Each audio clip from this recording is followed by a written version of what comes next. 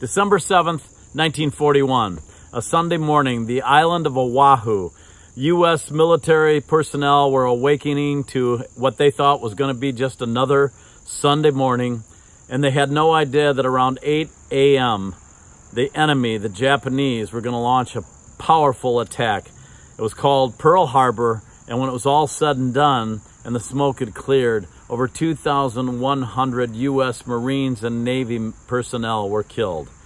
It was an awesome attack that the enemy planned very carefully. Well, guess what? Every day, you and I wake up to the possibility of an attack that happens in our minds.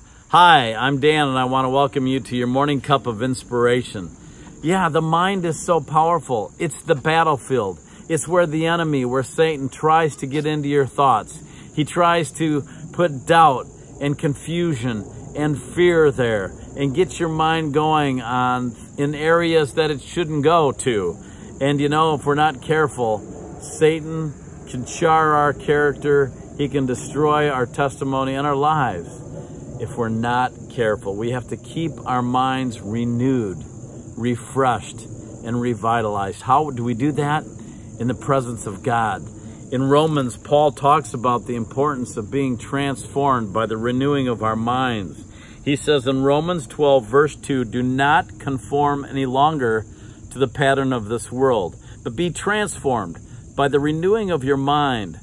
Then you will be able to test and approve what God's will is, his good, pleasing, and perfect will." It's so important to keep your mind going in the right direction every day. Keep it on good thoughts, positive things. Don't let negativity creep in and just destroy you.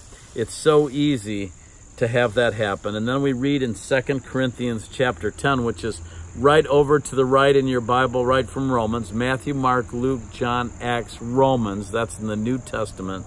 And then 1 and 2 Corinthians. But in 2 Corinthians 10, verse 5, we read, "We demolish arguments and every pretension that sets itself up against the knowledge of God, and we take captive every thought to make it obedient to Christ." So where's your head at? Every day you have to ask yourself, spend time renewing your mind, getting your mind in the right place, revitalizing your mind, refreshing in the presence of God. I hope that helps you, and I hope you have a beautiful day. God bless you, and I'll see you soon for another morning cup of inspiration.